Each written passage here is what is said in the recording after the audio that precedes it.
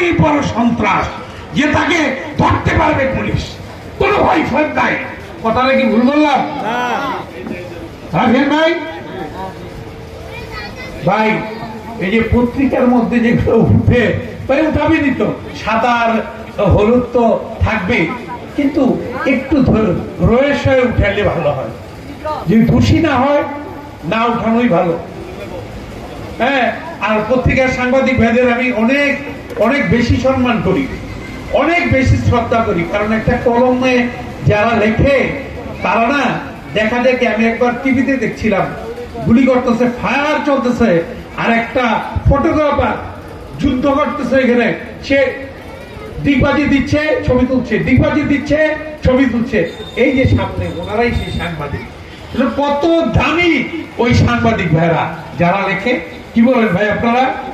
আমি কাজিম ভাইয়ের জন্য আপনারা শ্রমিক লীগের যারা আছেন যথার্থ স্মরণীয় এমন কিছু একটা নামকরণ করা দরকার। সভাপতি মহোদয় আপনি না, আমার দাবি থাকলো এটা আপনারা করবেন। হ্যাঁ, এটা কাজিম ভাইয়ের জন্য ধরবেন।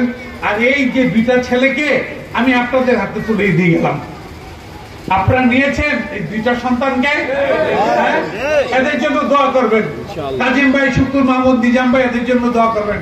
আপনাদেরকে এর ঠিক বেশি কিছু বলতে চাই না, বলতে চাই, শেষ করতে চাই ওই খারাপ নেগেটিভ কথাটা বলি। নেতা কর্মীরা ভালো মানুষ চায় বলে শামীম ওসমান আমার প্রিয় বন্ধু, আমাদের নেতা। সেলিম ভাই আমাদের নেতা, ওরা মানুষের খেদমত করে, নাকি ভুল বললাম ভাই? হ্যাঁ, ঠিক এরকম ভাবে এই নেতা কর্মীদের আগামী দিনের নেতৃত্বে আসতে হবে। এখানে যারা আছে তারাই আগামীতে আসবে। এই যে আবার এখানে হেলাল, নিজাম, সাদ্দু, জুয়েল, শাহাদাত, এরা আর এই কাজিম ভাই এবং আমার শুক্র ভাইয়ের এই দুই ছেলেকে দুইটা জায়গায় রাখেন আপনারা, নাকি? হ্যাঁ, সাধু কি বলবো, একমত না? একটু রাখেন। বাবা ছিল যেহেতু, ওদেরকে মেম্বার হিসেবে থাকলেও ওরা কাজ করবে। আমি ওদের বলতে চাই না যে এখন তুমি রাজনীতি করো, হ্যাঁ, একদম সংসার ফালায়া, ব্যবসা বাণিজ্য ফালায়া, বাবা মার দিকে খেয়াল না রেখে তুমি এসে রাজনীতি করো। বাট আসবা, এই যে আসছে, এটা আমার কাছে ভালো লাগছে।